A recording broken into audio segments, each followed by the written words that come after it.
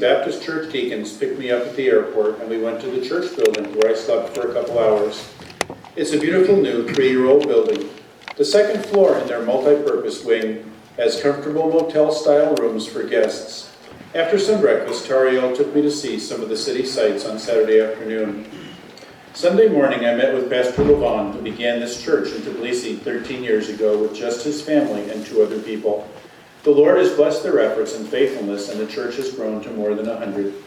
It was a joy to celebrate the Lord's Supper with them on November 3rd, after Dr. Sam Slobodian, president of Baptist International Evangelistic Ministries, and I both preached.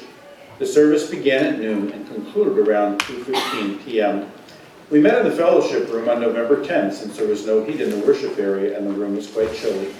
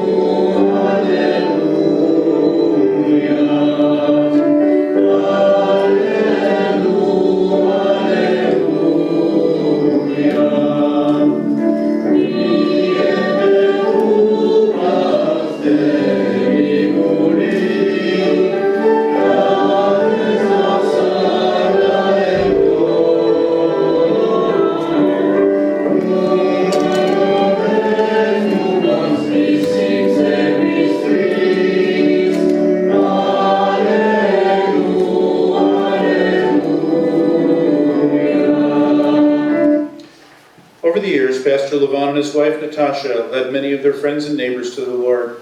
Eventually, they built a small chapel on their property, since there's no other evangelical church in town. There were about 20 people at the Saturday morning worship service where I preached.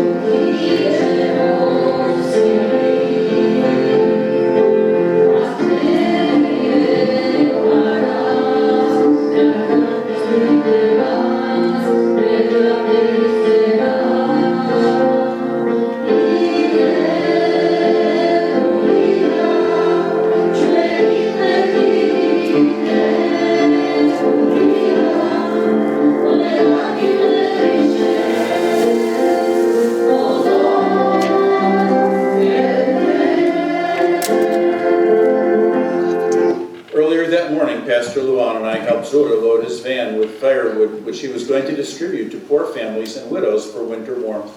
There's no government assistance, so believers get involved in meeting needs. Pastor Levon and Natasha are both doctors and run a medical clinic in Vazi Subani. I stayed in their home for the teaching week. This was my view from the second floor porch, the North Caucasus Range of eastern Georgia. Each weekday morning, we drove around 15 miles to the Baptist church in the town of Crorelli for class. We crossed the river where the bridge repair was being done. No concrete barriers or signals for a one-lane bridge. Even more challenging to cross at night in the dark.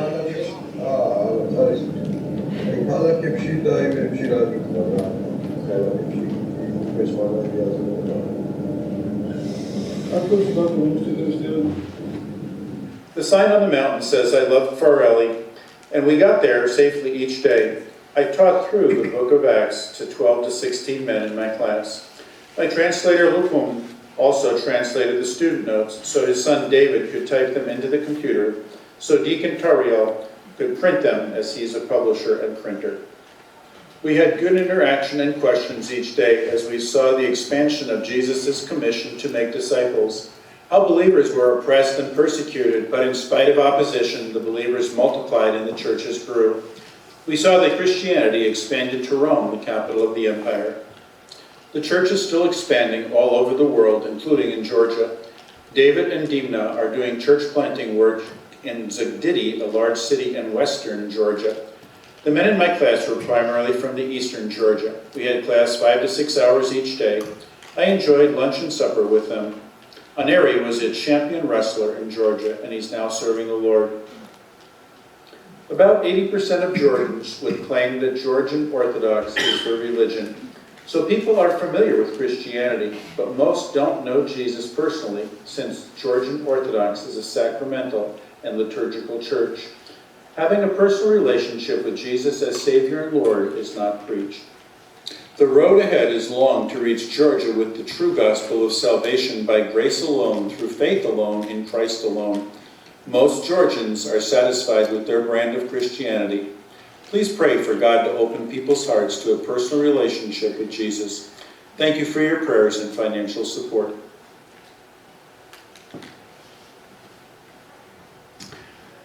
So maybe have some questions over that segment. Yes, John? Language. Georgian. I brought the magazine that they produce for children. You can take a look at that, as well as the notes from the students. It's not a language that is connected with other languages. You know, sometimes there are language families. This is a standalone language, which is kind of unusual. There's nothing in it that would be recognizable to us as far as the letters. And as you can see, when you thumb through the notes, that's a good question. It's a very old language, because it's a very old country. Another question? Yes? Why were most of the women wearing scarves? It's traditional, as well as they see it as biblical from 1 Corinthians 11 about the head covering. And if you're a married woman in Russia and Ukraine and the Slavic countries, they would frequently, the married women would have some sort of head covering. So that's pretty standard. In fact, I was going up to an old Orthodox church. Nobody was around. Excuse me. And from a distance, it looked like a pile of rags on the porch railing. And when I got up there, I realized they were scarves for anybody that didn't have one with them before you went into the building. Because the Orthodox churches, if you go into them, you really need to have a head covering.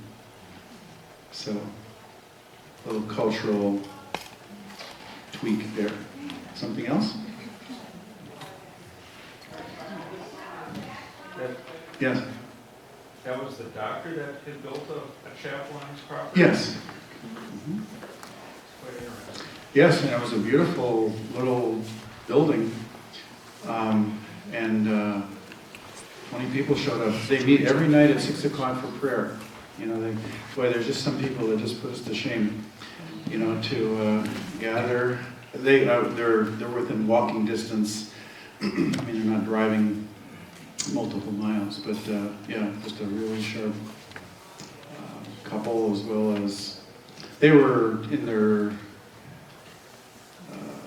mid-60s, I believe. Got their medical training in Kazakhstan. Dr. Levon was military, and just a real heart for the Lord and reaching out in every way. So, yes? So, how much English is spoken? Not much, although fortunately a lot of English, I mean, they do have English menus, and some of the signage has English on it, because, I mean, if you were coming in, and tourism is a big industry there, so yeah, it is, yeah, a lot of neat stuff to see. If you didn't have the English on the signs, you'd never get it, as you can see with the magazine. Yeah. Yes, How did you get connected with this? through Slavic Gospel Association. I've had relation with Slavic Gospel Association for many years, and they have been reaching out to the Soviet Union countries, former Soviet Union countries, for a long time. The ministry, I believe, is about 80 years old, and They work primarily with the Baptist Union, or the Union of Evangelical Christians Baptists, which predates communism, and as a result, the fact that Slavic Gospel Association is working for them, it's not like a U.S. organization comes in and is telling the Baptist churches what to do. And that's a good servant That spirit. goes through the Soviet Union? Well, Georgia was a Soviet Union country. It was one of the countries that got gobbled up. Yeah.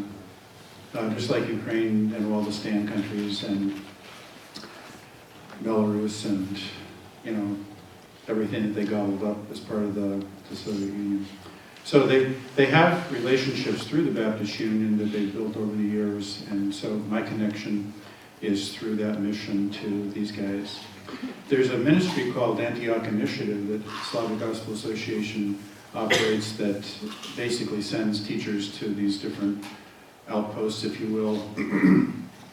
There are some Bible schools and some seminaries that Slavic Gospel Association has partnered with, and the seminary in Novosibirsk is the credentialing seminary, if you will. These guys would get a certificate if they go through all 16 classes, and it would be signed off by Novosibirsk Seminary.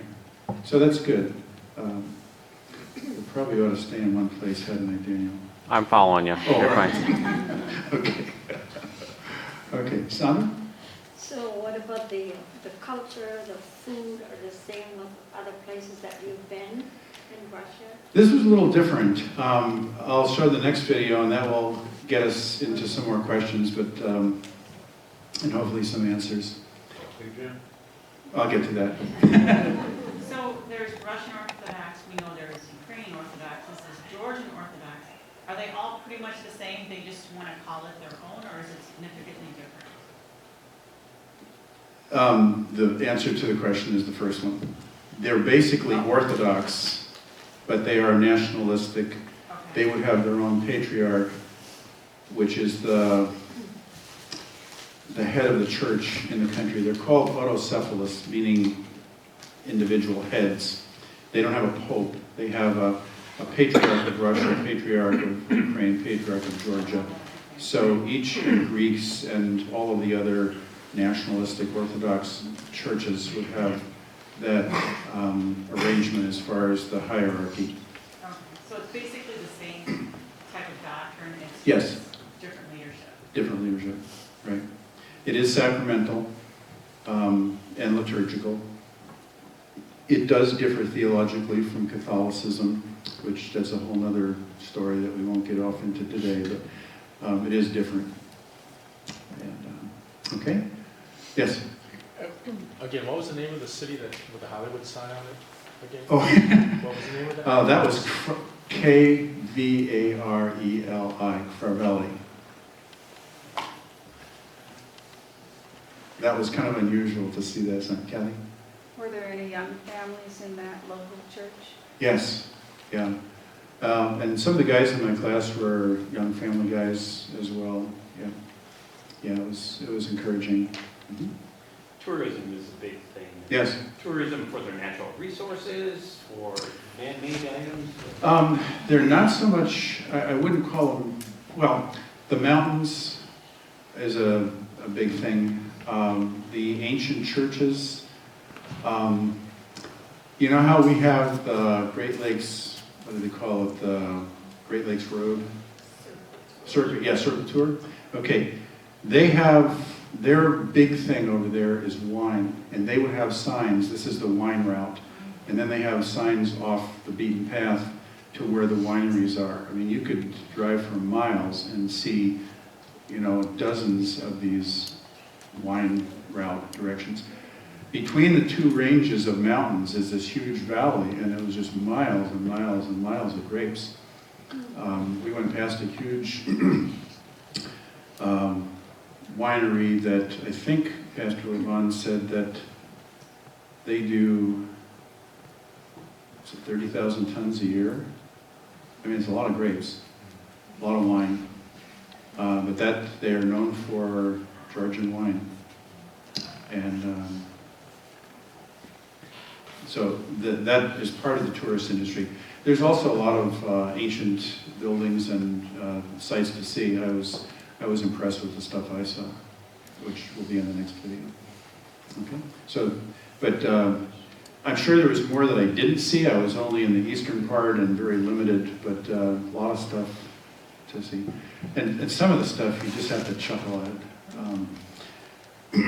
This is not in one of the videos, and sometimes I wish I could play back some of what's in here in my head, but you know, sometimes it's just not appropriate to take pictures. You know, you don't want them throwing your camera in the river or your phone.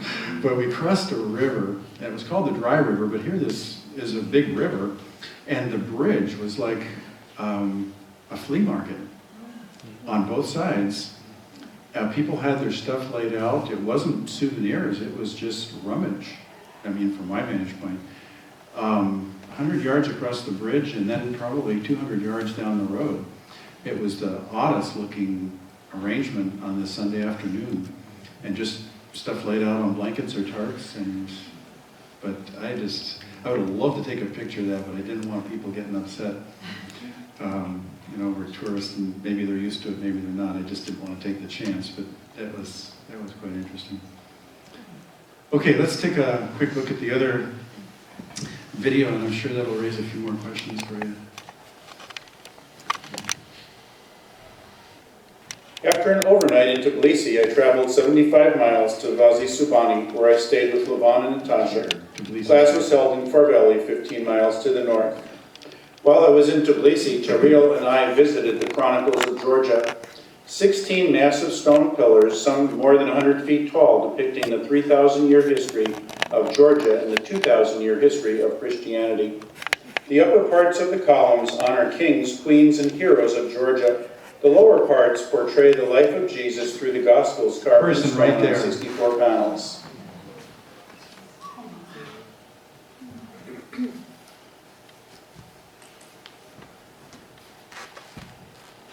Atop the Javari mountain, there is the Javari Monastery that was built in the 6th century. Its stone wall and gate were built in the Middle Ages. It overlooks 2 rivers. We happened to get there on the day that there was a wedding going on.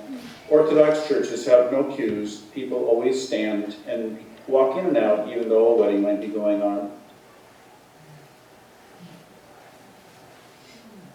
Across the river from Javari Mountain is the Spetsitsky Kaveli Cathedral, the Cathedral of the Living Pillar. It's in the former capital of Iberia, and it's one of the most venerated places of worship in the region of Georgia. According to Georgian history and legend, a Jewish man bought Jesus' robe from a Roman soldier. He brought it back to Georgia to his sister. When she touched it, she immediately died because of such intense emotions. The robe could not be removed from her grasp, so she was buried with it. This ciborium marks the place where it says that she was buried with the robe. Kings and queens were not only crowned here, but also buried here when they died. In Crivelli, where I taught, there were some very beautiful parks, as well as interesting architectural structures, ancient castles, and large wine jugs.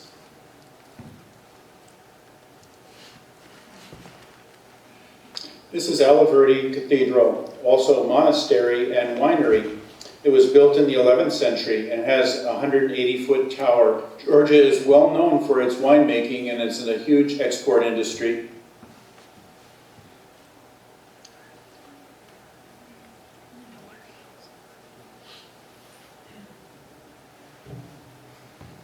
Old wine pots come in all different sizes. These 3 old churches are from the 5th to 7th centuries in the Shuamta area.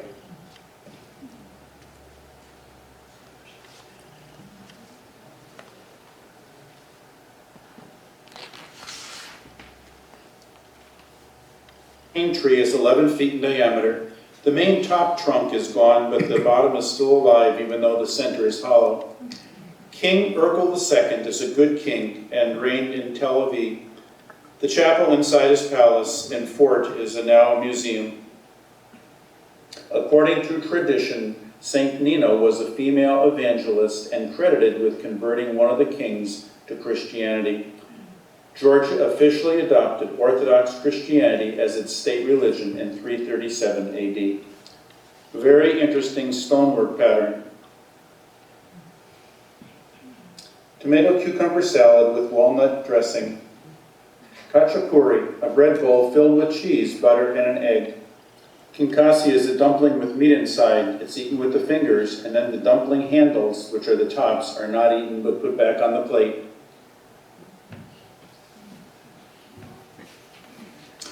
Bread, bought daily or every other day, handed to you in a piece of newspaper, or just handed to you unwrapped. November 10th, I enjoyed a beautiful drive through the mountains on the way to church. It was a 2.5-hour drive to drive 75 miles. On Sunday afternoon, Matthew, Alex, and Joseph took me on a tour of Tbilisi to see some sights. Street art, a clock tower, a president's home.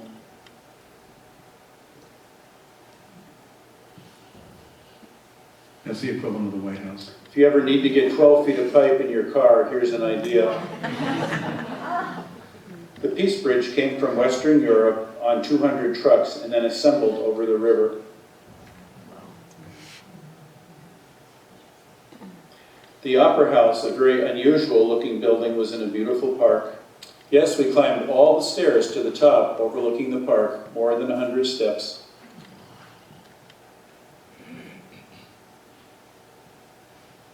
Climbing more hills, we arrived at the Holy Trinity Orthodox Church, the largest in Tbilisi.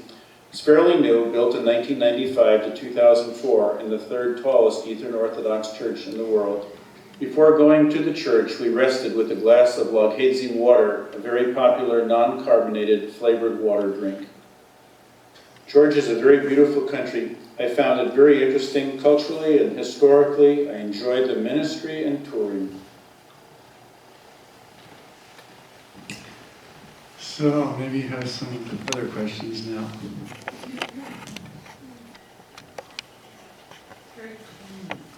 It was. Yeah. It was, yeah, Alan.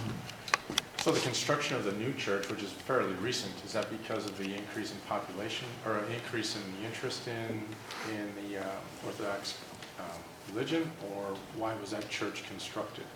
Do you know? I don't know. I'm not sure. It was massive though, and it took a number of years to build. And I couldn't take any pictures inside. I mean, it says no photographs, and otherwise you'd see a few more pictures of some of that massive, massive stone work of marble. Just it had to be many, many millions of dollars.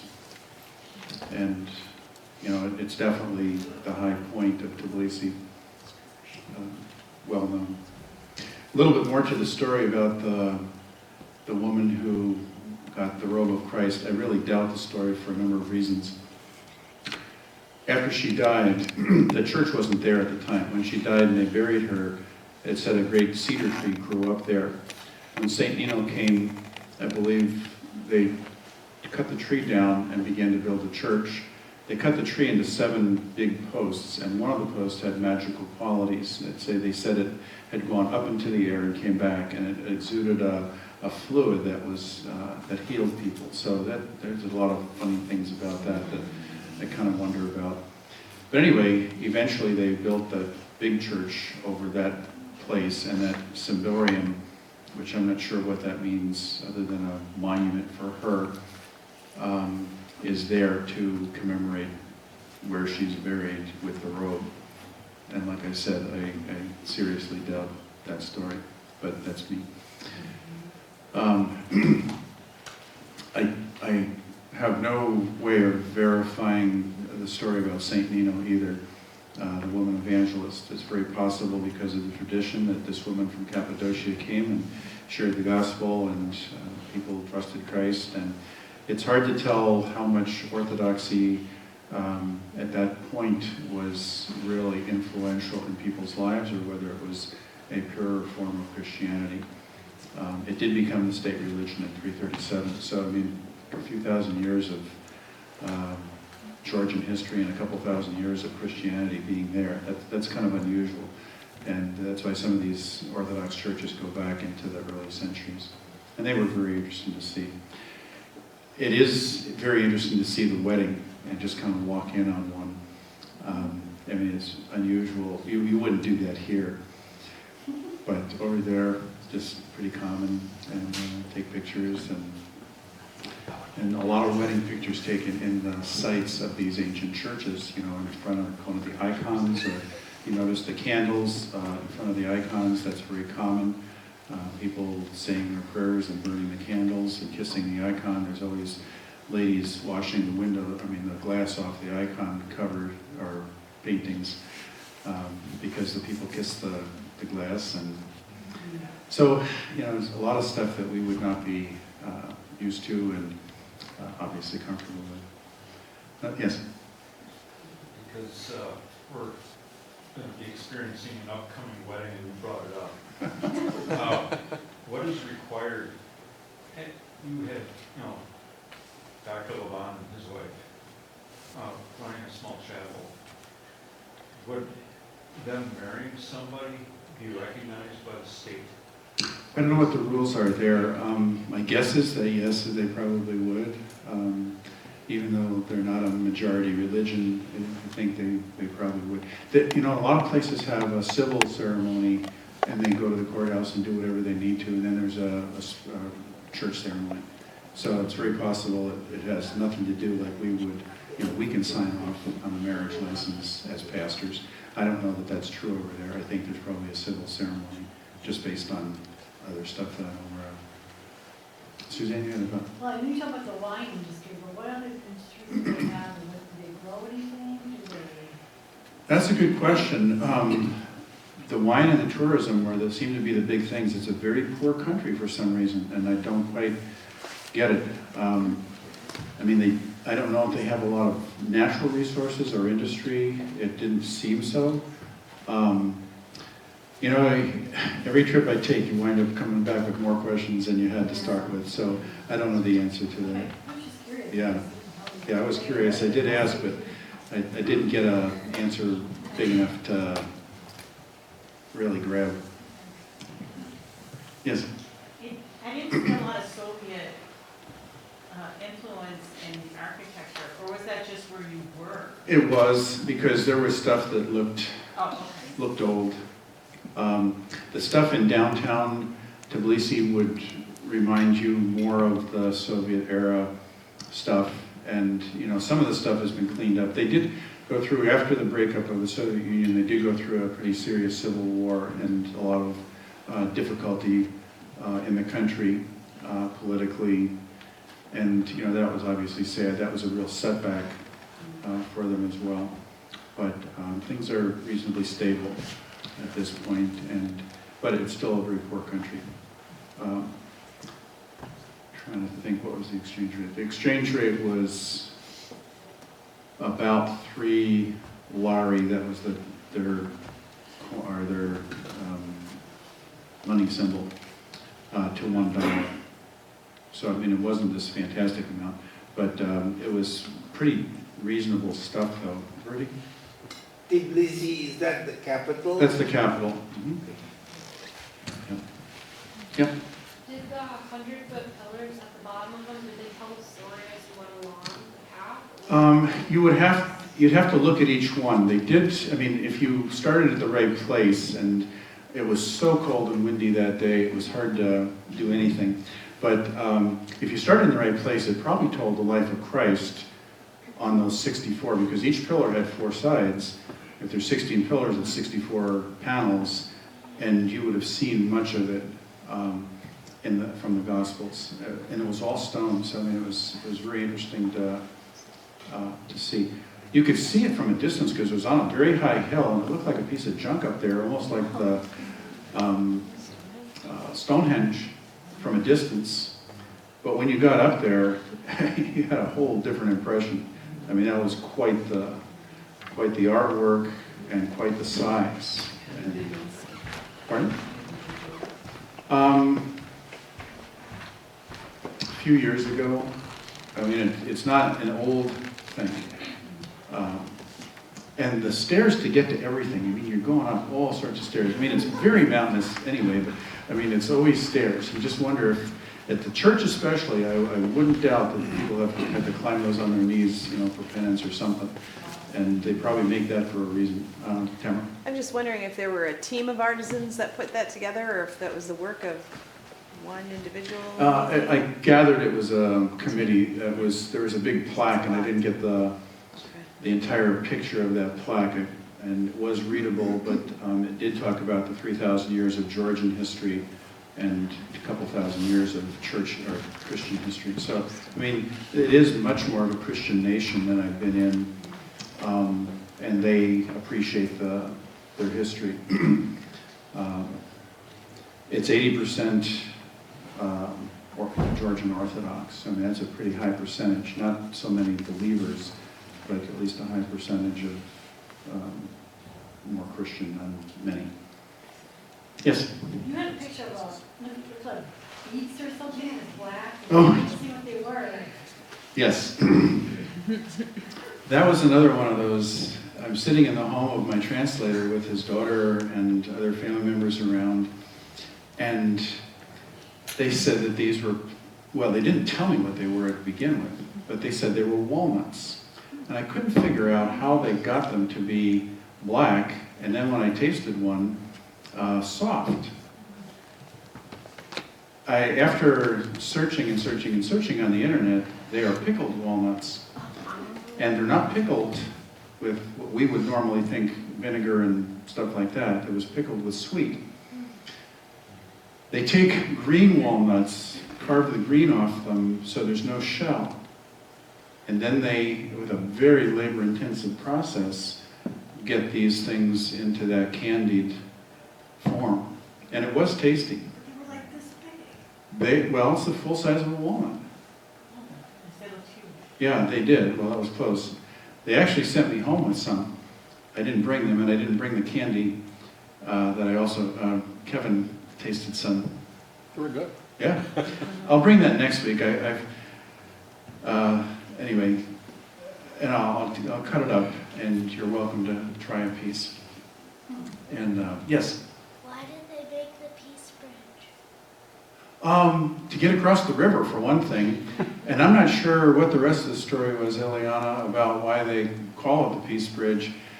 Again, there's just some things that you see and you don't understand the backstory. If you look it up on Wikipedia with your mom and dad, it probably would tell you. So if you look up Tbilisi and Peace Bridge, you might find a story about that, and that would be my suggestion. I've had to do some extra research on the pickled walnuts and a few other things just to get it right. And some of the names of the places, that big church that had the robe of Christ, the name is about that long. So, that was, yes? You showed a picture of a hollowed out tree. I'm Yes. just wondering why they did that to the tree. The tree has died in parts, and it's just the outside that is still alive. It's called a plane tree, P-L-A-N-E. And I've never heard of that before, but it was a very massive tree. It's not like the redwoods, it was big. It reminded me of a sycamore tree, but obviously it wasn't. That was one of the things I did find on the internet afterwards, and got a little bit more of the story and the size. And it's just this big hollowed out tree that has, that just portion of it died. Other question? Yeah. I've heard you mention the term Christianity a time or two. Mm-hmm. I realize that's an old country, Mm-hmm. and I've heard about orthodoxy, being a part of some of the different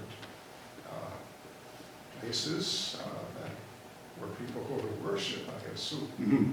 I have no idea what your preaching or your teaching would have been, but I can imagine it included the gospel as we understand it over here. Oh, sure. If you taught and preached that way over there, did that register? Was there understanding of the gospel as we understand it here received over there? and knowing the relationship aspect of the gospel. I was teaching and preaching to people very much like you, who know Christ as their Savior.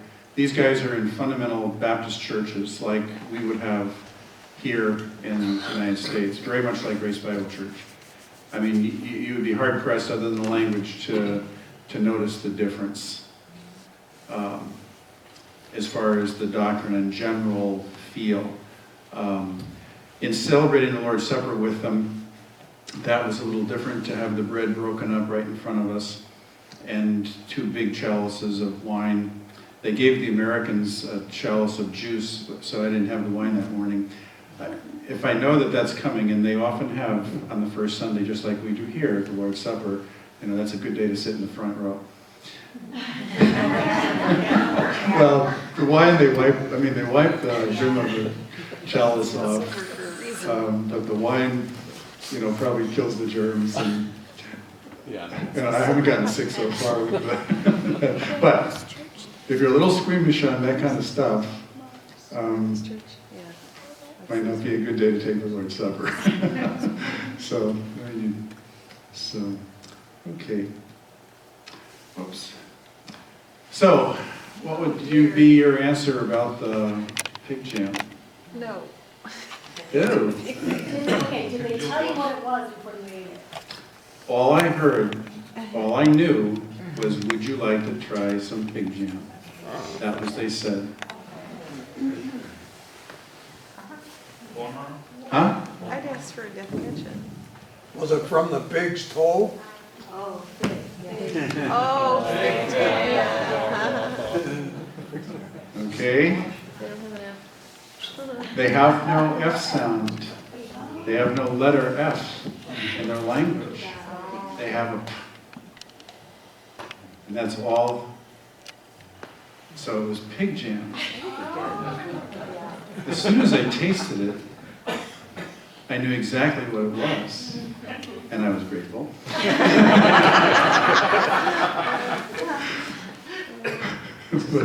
You're such a good sport to take it, thinking it was pig jam. Yeah, for sure. Well, What's that in front of you with Grace? yes, they do. Thanks. Yeah, they're good on sausages and stuff.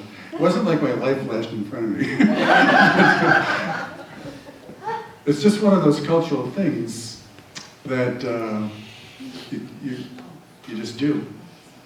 And I'm sure that some of you who've been in some foreign countries, you've probably met these types of things before. But when I was walking with Dr. Levon in his orchard garden, I mean, he had a fairly good-sized chunk of property.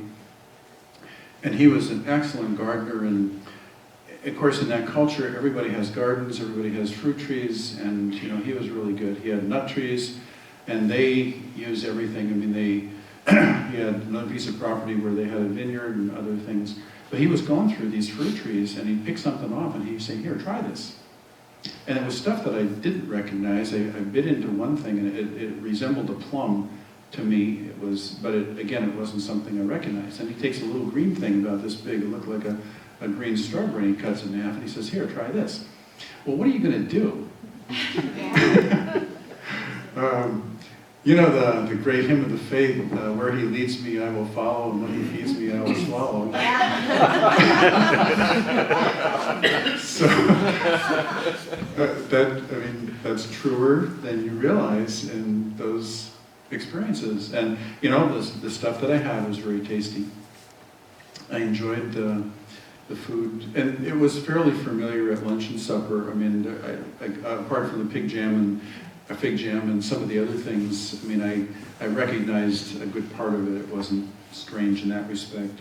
But there were, obviously, I really met some stuff this time that was unfamiliar to me as far as the cuisine goes, and the restaurants were nice, and some of that flavored water that we had, that was pretty tasty, but it was something that we would not be familiar with here. And some of the flavors. They make what they call lemonade, but the lemons are far from it. I mean, it was some stuff that we had in Ukraine. Some of it's made with lemongrass, and some of it's made with other things. The lemongrass One is actually more like a licorice drink. I mean, it's not a strong licorice, but you would definitely remind, and it's bright green. And there's another one that's made out of pear, and it tastes like cream soda, but non-carbonated. Very tasty. I had some of each, and it was really good. So I mean, if you have to have a fair amount of adventure to try some of these new foods. Al? Is there a reason why the stem of the dumpling was not eaten, was put back on the? It was just a real hard, doughy thing. You guys had some in Ukraine. We went to a Georgian restaurant and they met with it there. But it's about as big as your fist. Would that be a fair assessment? So you pick it up with your fingers and you're supposed to bite the bottom edge, suck the juice out, and then eat the rest of it. I kind of passed on some of the doughy dumpling, but sucking the juice out is a real trick, not to get it all over you or the plate. And both is very possible. I wound up getting some on the plate because once you pick it up and bite it, then it kind of falls apart a little bit. Okay, see some noise over there. You can eat it. Yeah, It just doesn't Yeah. taste good. Yeah, as far as the dumpling, the meat inside is yeah. very tasty and but that's why the handle, you just don't eat the handle. It's like the shrimp. Yeah. Mhm. Did you get any insights into their educational system? It looks pretty good.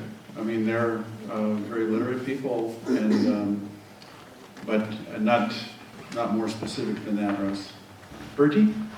You said tasty, does that mean sweet or what kind of tasty is it, Paul? I'm sorry. It varied from spicy to sweet. They had a pepper there that one of the guys ate and just about fell over. I mean, it was that hot.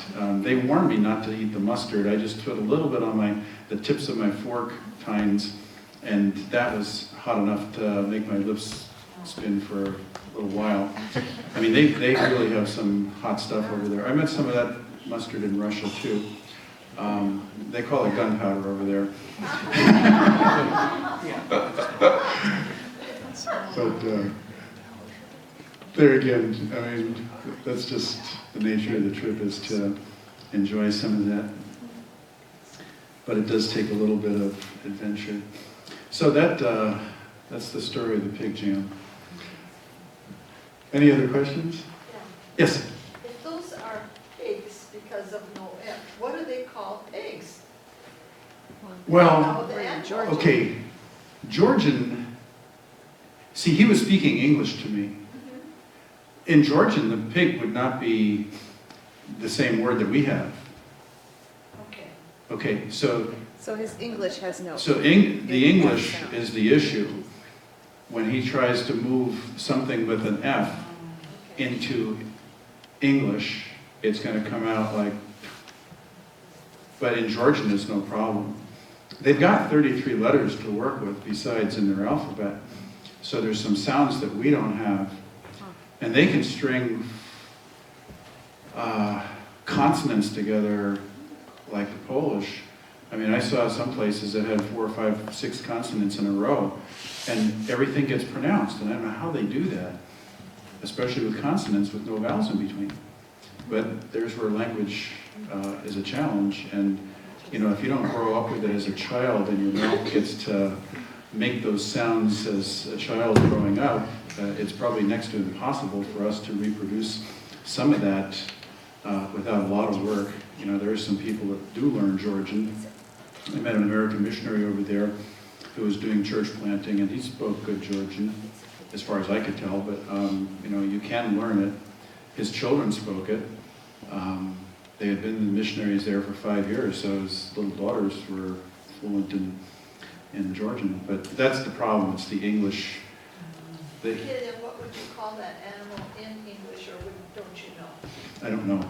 I didn't hear that.